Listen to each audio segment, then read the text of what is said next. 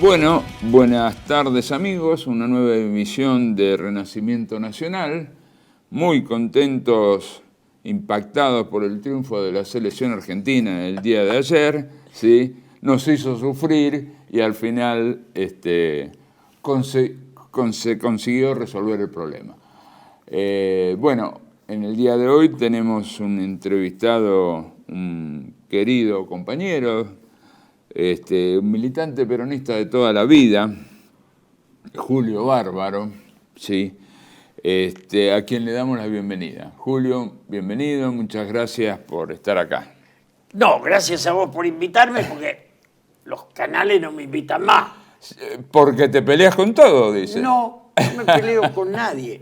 Solamente que a los alcahuetes de Milei no los quiero y a los alcahuetes de Cristina tampoco.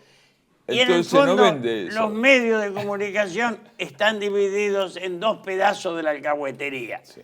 Tomando que vos agarrás, digamos, Canal 9, que sería de un sindicalista peronista, y no tiene nada dentro.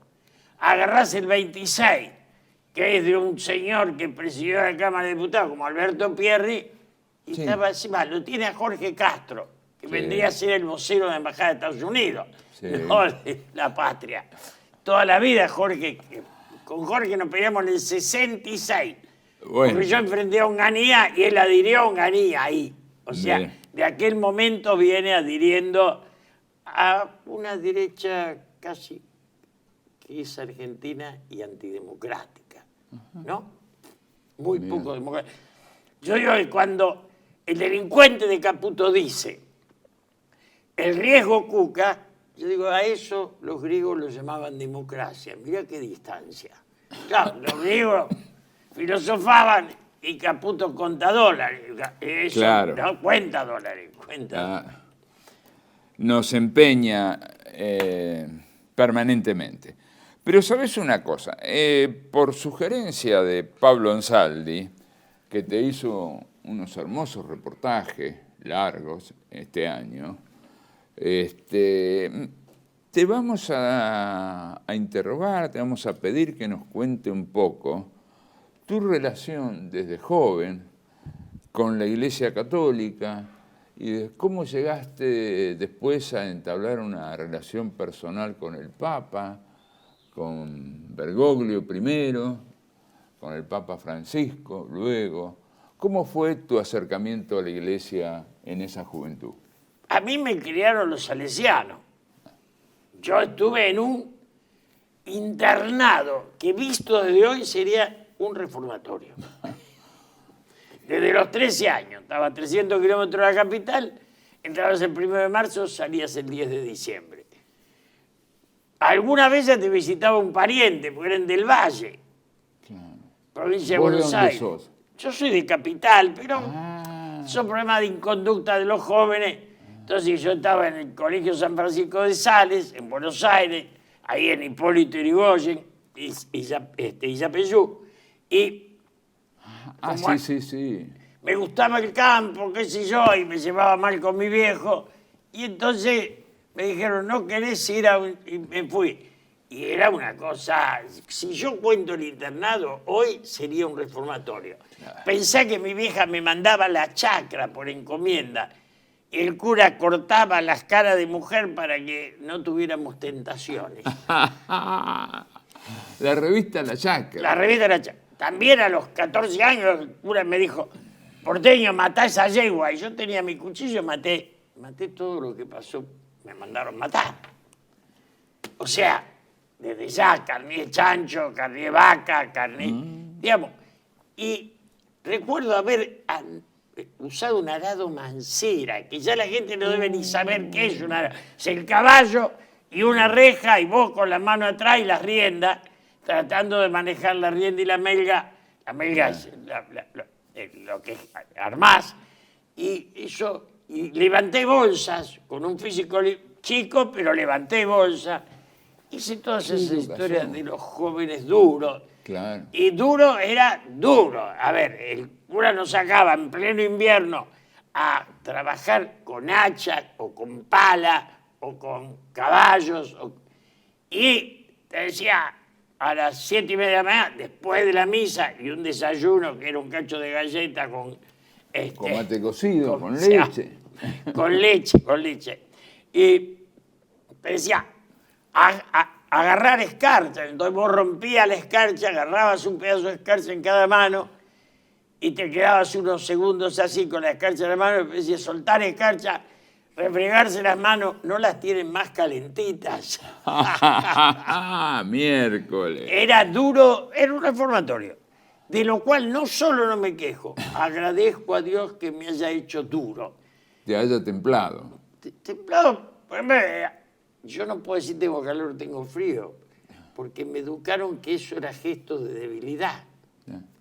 Y mi hija dice, ¿tenés frío? Te salió el salesiano de adentro. Y entonces a mí me crearon locura.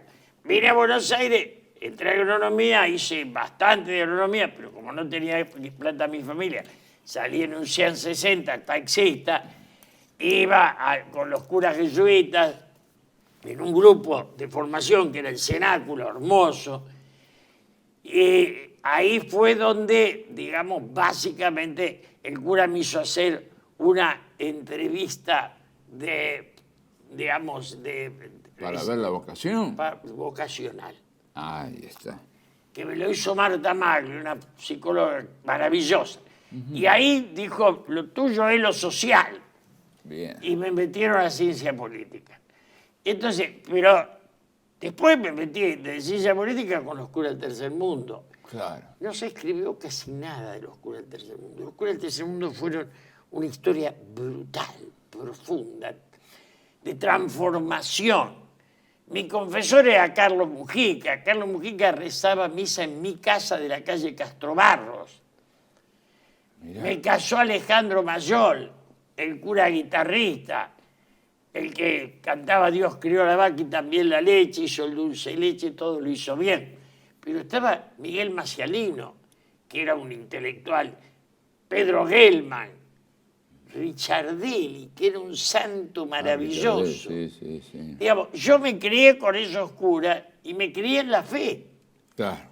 Y en la fe, digamos, me eduqué en la fe, entré a El Salvador, me casé en la fe, me casó Alejandro Mayol, ayudaron misa Habeger, Norberto Habeger y Horacio Mendizábal, los dos últimos jefes militares de la guerrilla, Mira. que eran de mi grupo personal, Claro. mis amigos del alma. Claro. Entonces, digamos, todo fue iglesia en mi vida. Y ese casamiento después lo atraviesa Guardia Hierro, que es cuando entramos al peronismo. Guardia tuvo la virtud de no llevarte a la violencia. Y el defecto de todas las orgas, todas, pues si formaron gente, sí, formaron.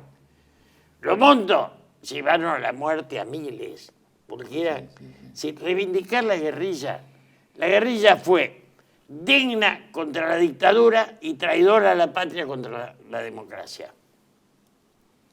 Y eran mis amigos.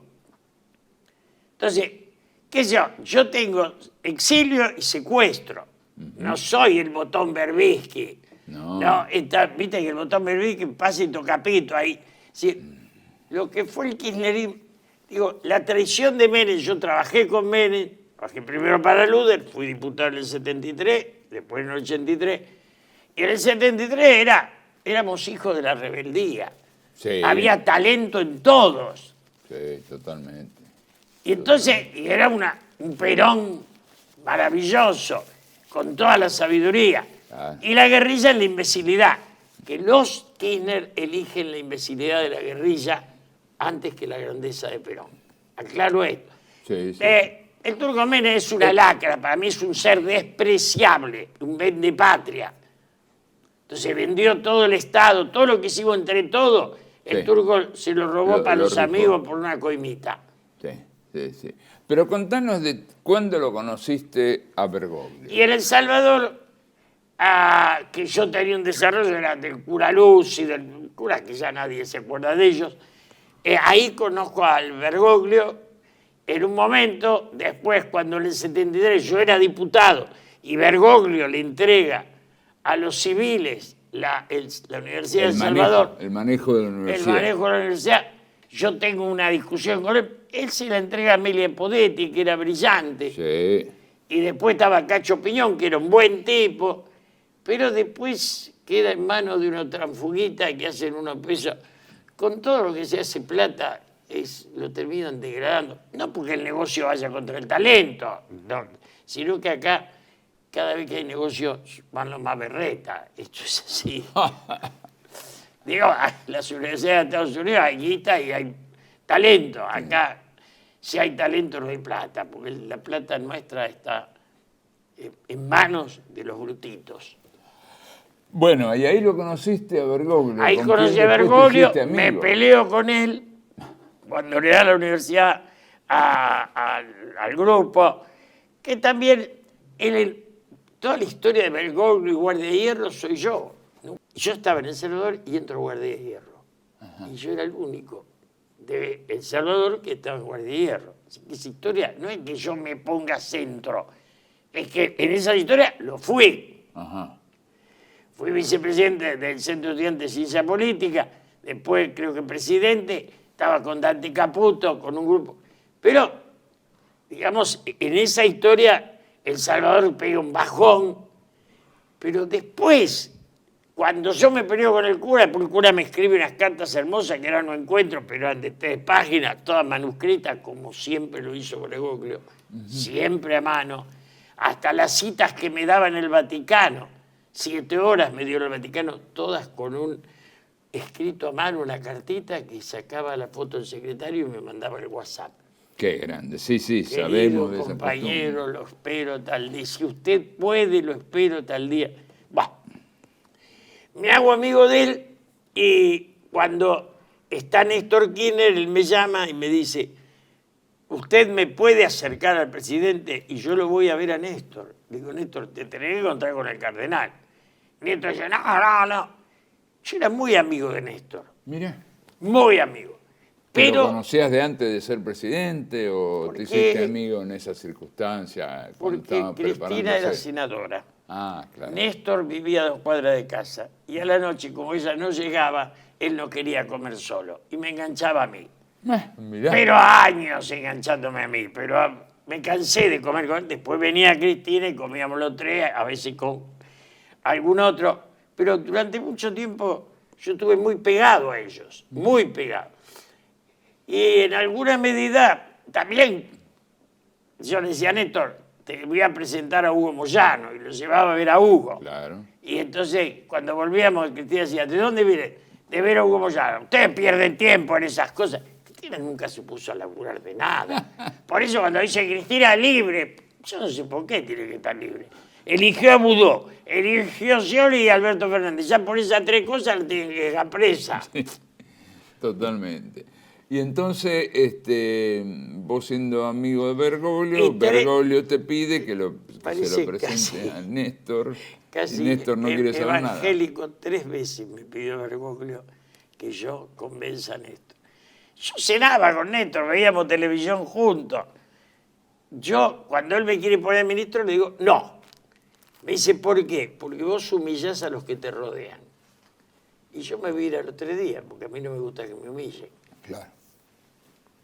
No. Hay un momento donde Néstor nos iba a comer. Alberto Fernández y a mí, al Pedemonte, y nos dice, ustedes van a ser mis 2 brazos del gobierno. Le digo, no, él va a ser tu brazo, yo no.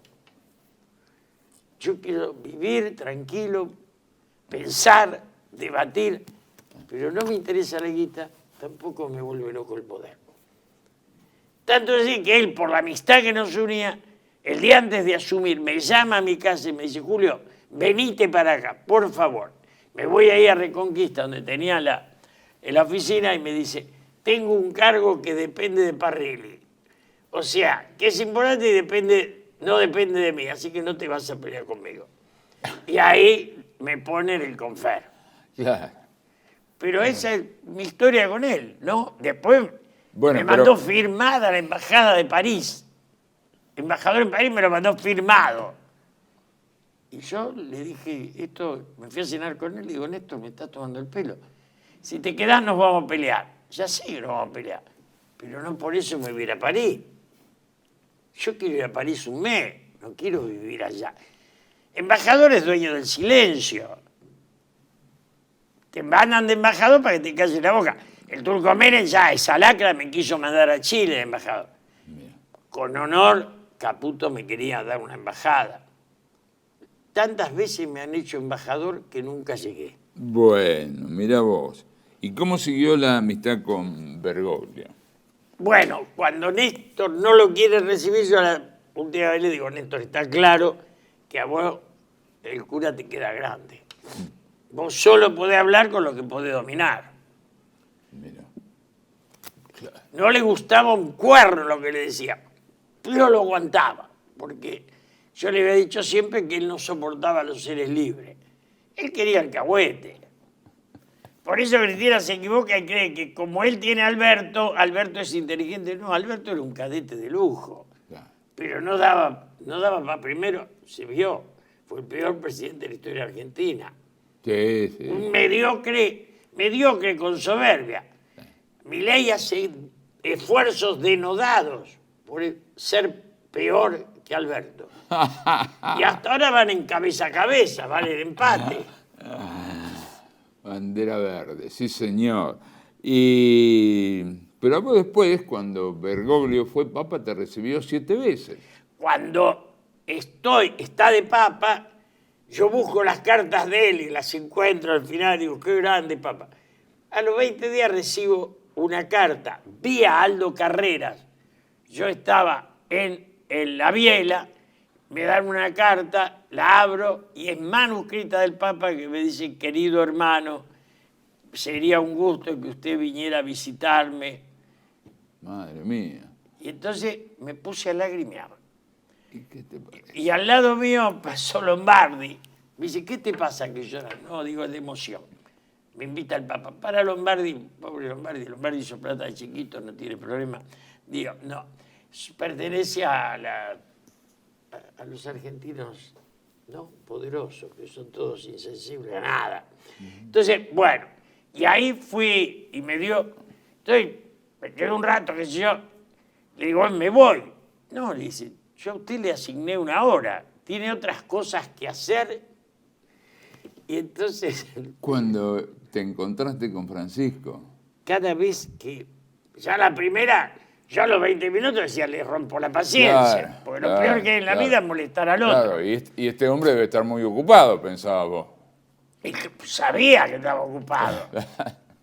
Y te quería ir, dejarlo libre. Lo quiero dejar libre, le digo.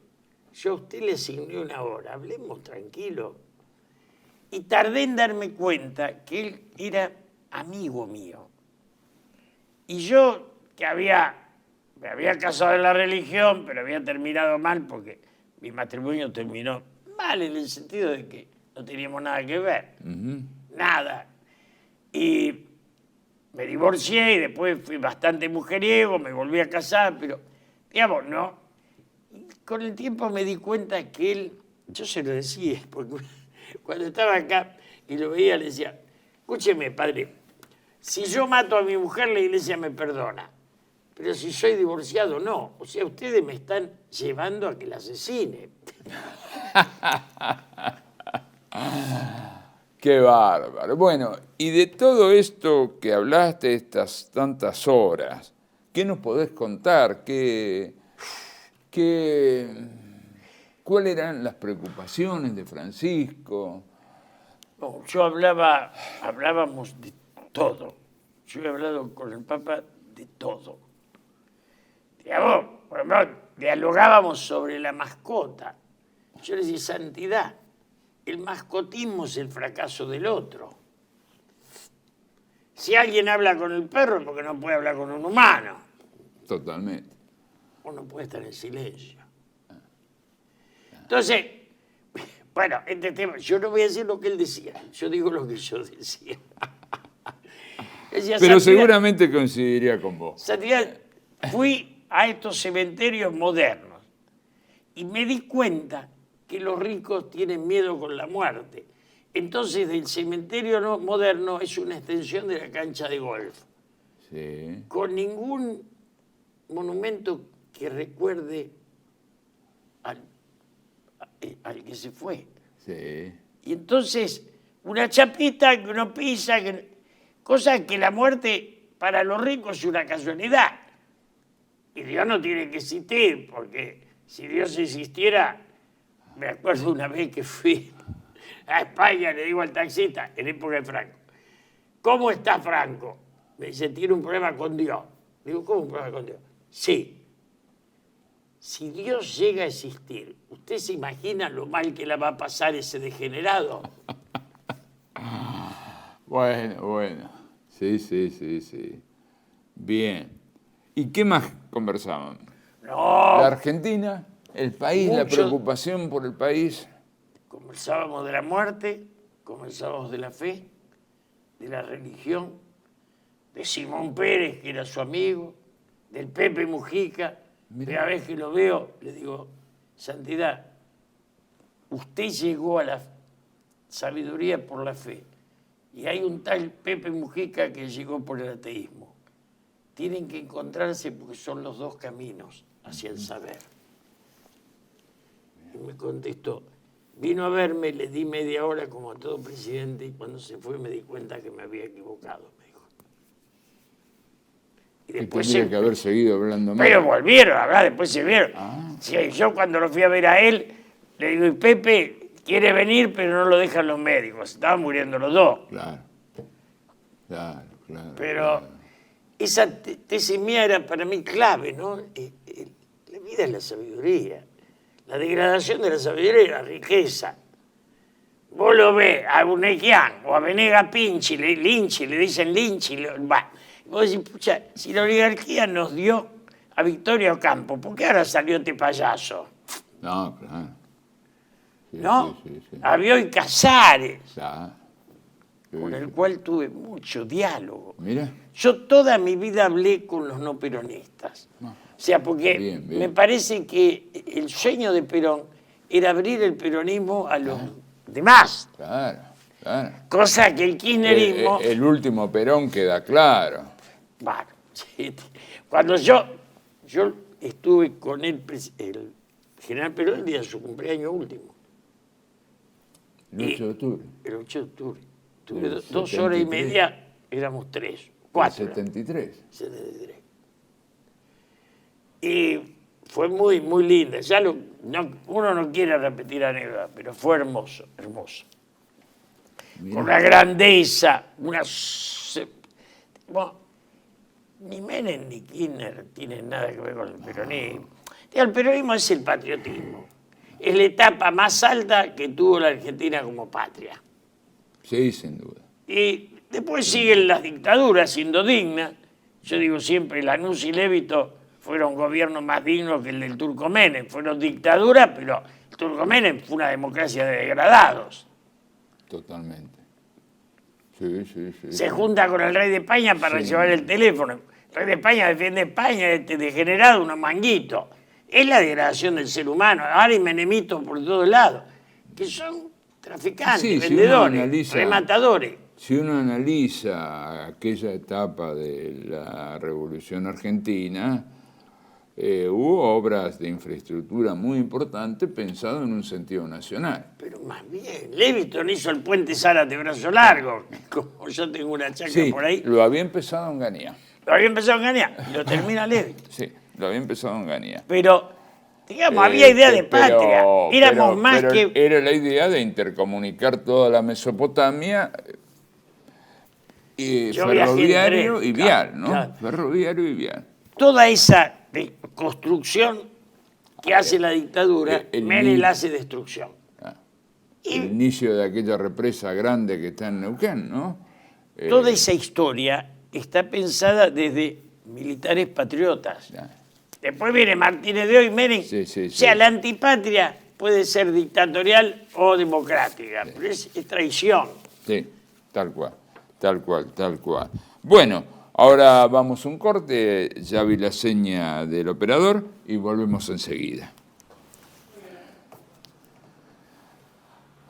Residencia como en casa, siempre contigo. Es un hogar habilitado en la ciudad de Buenos Aires con más de 30 años de experiencia en el cuidado de adultos mayores. Ubicada en el barrio de Villa Real, en pasaje Francisco Bauzá 2372, casi esquina Tinogasta. Ofrecemos atención personalizada y un ambiente cálido para nuestros abuelos. Contamos con habitaciones premium, con baño privado y TV por cable, menú supervisado por nutricionista, cocina de primera calidad, jardín terraza para el esparcimiento y conectividad para videollamadas y llamadas telefónicas. Además, ofrecemos servicios opcionales como peluquería personalizada y confección de ropa a medida.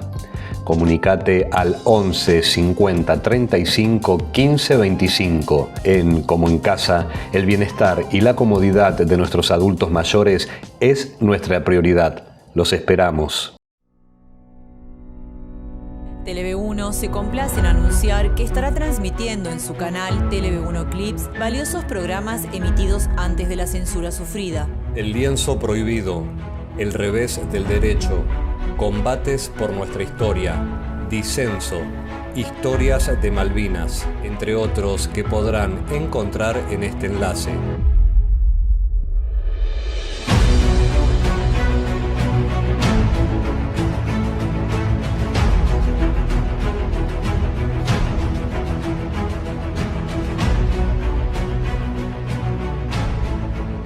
Agradecemos su aprovechamiento y difusión.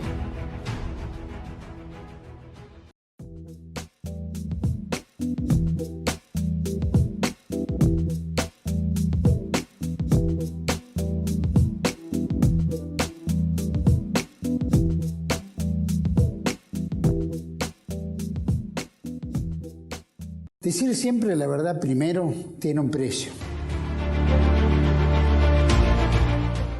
Dependemos de tu ayuda. TLV1, toda la verdad primero.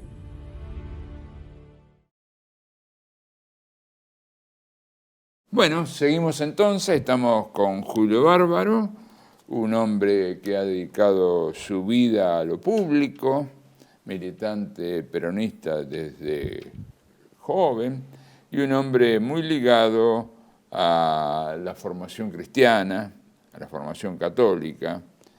Y yo vuelvo a insistir, nos tenés que contar algo más de esas 7 horas que vos tuviste con Francisco. Algo más. En la última, vos sabés que él me mandaba mensajes, todo lo que iba a ver decía, dígale Bárbaro que venga, antes de fallecer. Y al final le digo a mi hija, mira, yo no veo, pero vamos juntos. Y fui con mi hija, agarró viaje enseguida, Carmela voló, vamos. Y fui con mi hija, le digo, mire, Santidad, no veo, Dios me quitó la vista, pero no la maldad, le digo. Usted es un atorrante que fuma bajo el agua, me dice. Pero vos sabés que fue 14 días antes que lo interne. Cuando salí le dije a mi hija, salir del Vaticano es entrar al Vaticano. Y le digo a mi hija, es una despedida, ¿se va él o me voy yo? Porque era... ¿Tuviste ese presentimiento? No, me llamó para despedirme. Y una vez, Alicia Barrios, que lo adoraba, que estaba cerca de él, me dijo, Julio, cuando yo te nombro, él se le llena la cara de risa. Y yo le digo, son 2 pendejos de la UES. Y entonces, claro, tardé en darme cuenta que el Papa me reservaba...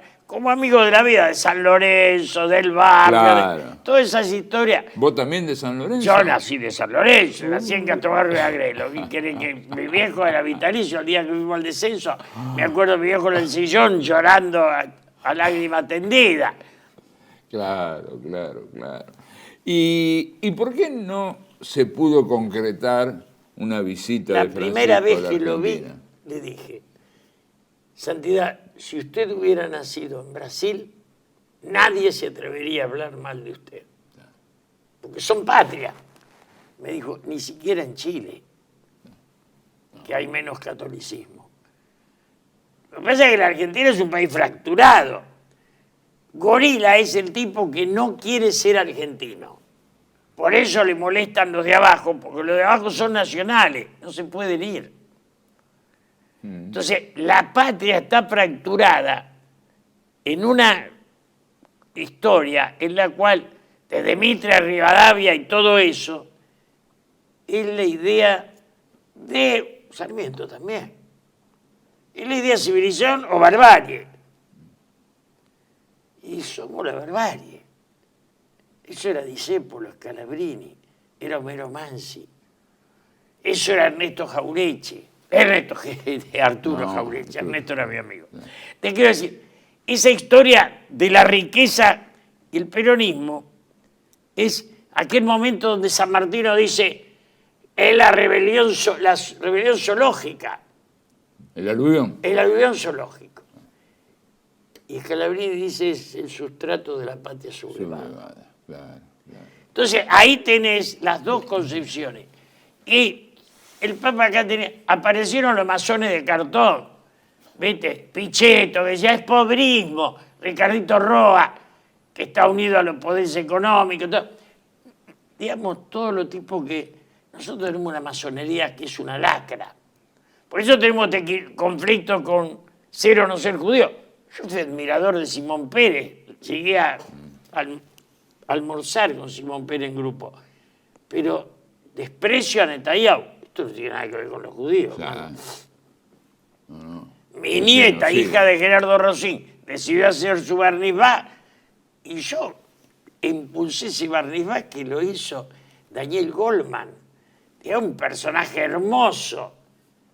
Entonces, vos decís, esa historia, el Papa logró rezar en el Muro de los Lamentos junto a un rabino y a un maometano.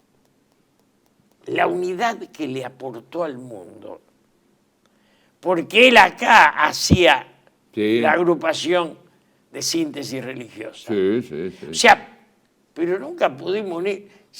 Vos lo tenés a los Rochos, los Menem, los Caputos, los Stusenegger, los Rochos, los Macri son los Rochos también.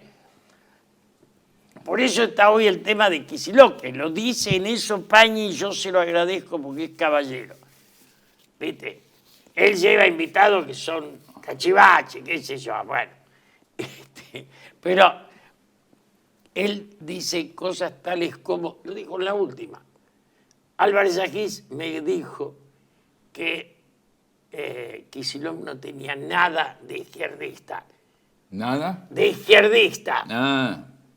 El idiota este que le dijeron de Bolsonaro me recomendó leer El Capital. ¿Para que leas algo, retardado? Si con la escuela de Viena que vas a leer, quedás idiota como un Milei, que tiene la hermana que hace torta, que es la que conduce. Sí, no es un Esta problema que hiciera degradación torta. es hija de Eduardo Urniquian, a quien conozco.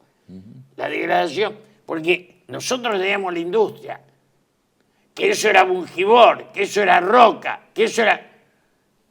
Y cuando destruye el Estado, la lacra Menem, los pedazos del Estado se crea la burguesía coimera, que son los tipos que manejan la luz, el gas, los teléfonos, los aeropuertos, lo que le robaron al pueblo.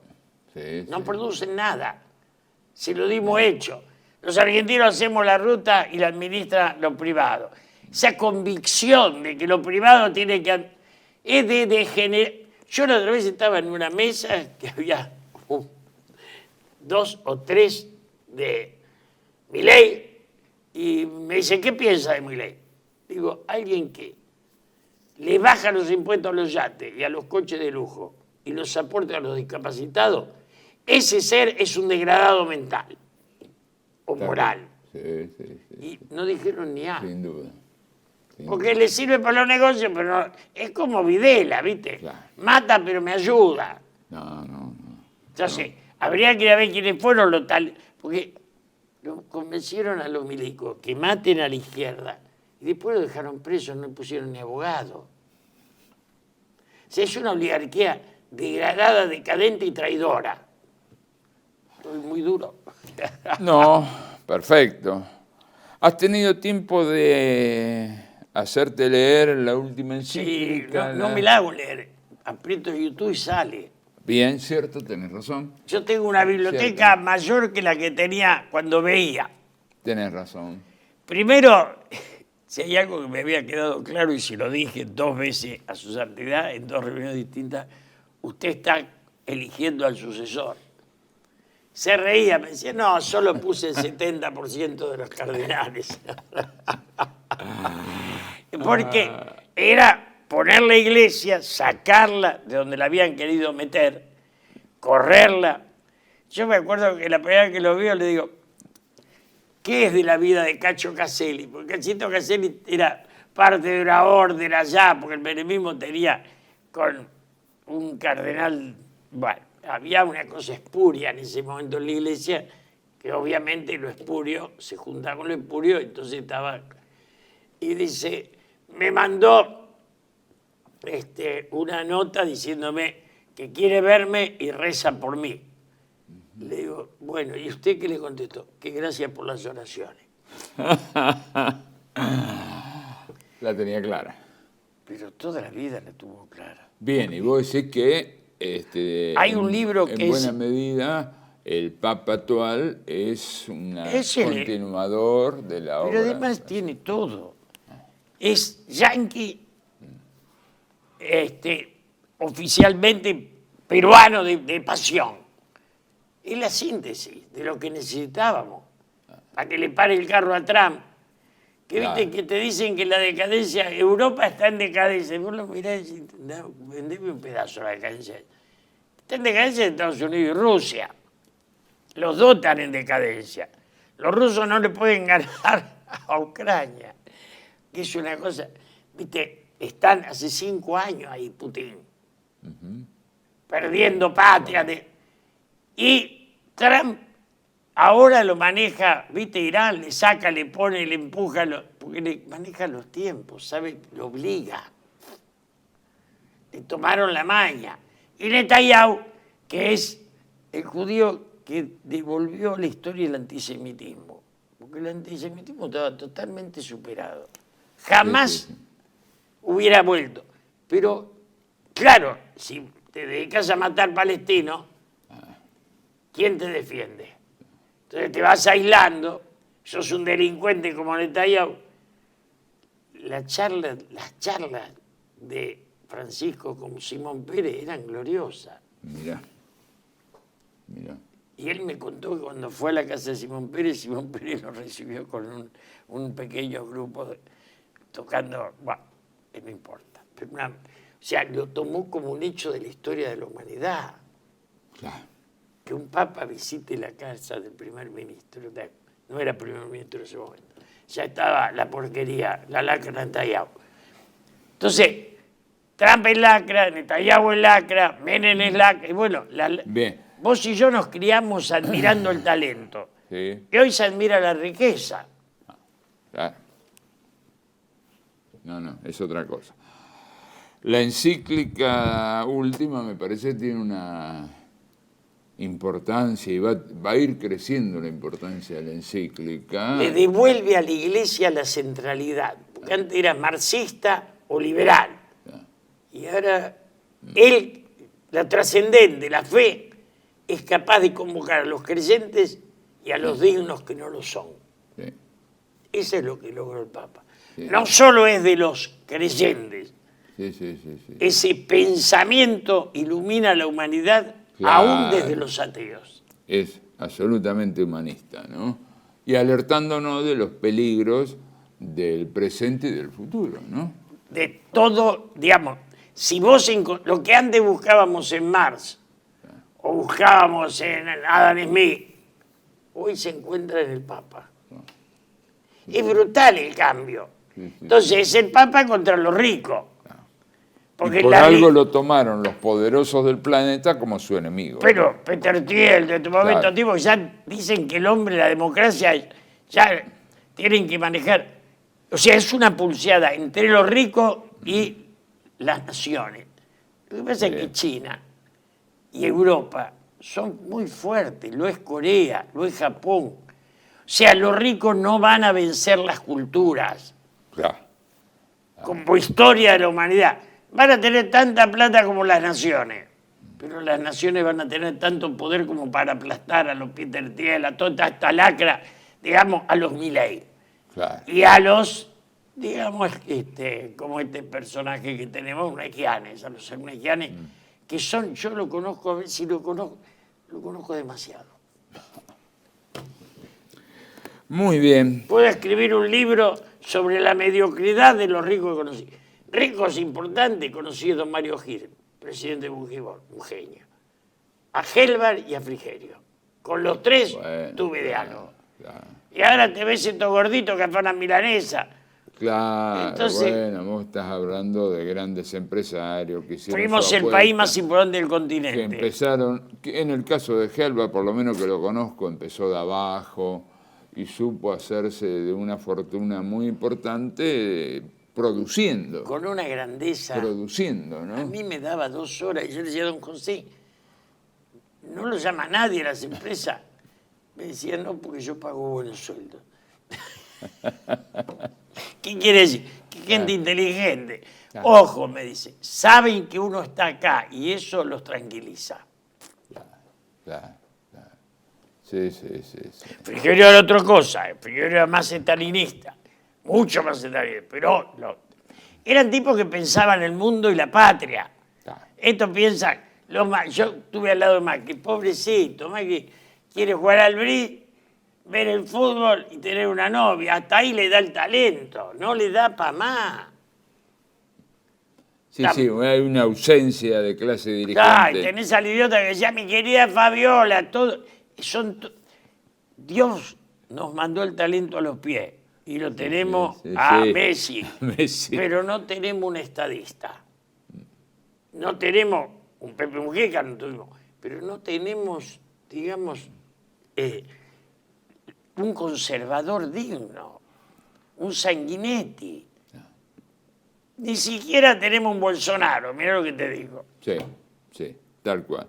Bueno, pero mientras tanto el pueblo sobrevive en su cultura, en sus grandes mitos. Está bien, pero Malvinas, la Virgen, el fútbol. Lo que es absurdo es que estén buscando los gobernadores estos rastreros, mediocres, chupamedia, van a ir con la foto de Milei, sin darse cuenta que Milei, en el final, va a ser más yeta que Alberto Fernández y Macri juntos. Yo por eso mucho de este circo político no me interesa hablar.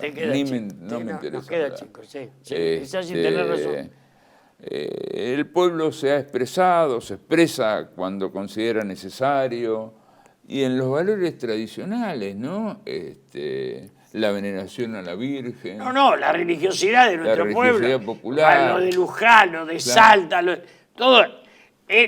Digamos, eso va contra algunos pedazos ¿no? Algunos pedazos gorila. Sí. Va contra Pichetto, contra Roa, contra los ateitos de barrio, contra los que hicieron creo que un mango. El programa lo vamos a terminar pasando, le vamos a pedir a la producción. Última himno, Marcha del Mundial, excelente, donde vuelve a reivindicar a Malvinas, ¿no? También presente en el sentimiento popular, digamos, presente en el corazón del pueblo, ¿no? Pero me mandó a Londres con 3 diputados más cuando nos querían devolver las Malvinas. Y yo viajé a Malvinas, pasé un día y después pasé una semana con los maestros de Malvinas en un barco. A veces no lo cuento porque me duele el alma. Y eras un pibe. No, diputado. Sí, pero era jovencito. 31 años, sí. Por eso, digo, era jovencito. Pero estaban los malvineses y a nosotros queremos unirnos a ustedes, estaba todo armado.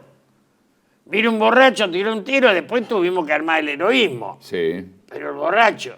Sí. O sea, reivindicar. El peronismo no era ni la traición de Menem ni la traición de los Kirchner. Por eso tiene que volver a hacerse un frente patriótico, que fue siempre el peronismo y que fue siempre la patria cuando tuvo dignidad. Tal cual. Bueno, ya vendrá ese tiempo, si Dios quiere. Julio, muchísimas gracias. No, gracias a vos. Es una alegría enorme conocerte, nunca te había conocido personalmente, así que muchas gracias. Gracias a vos.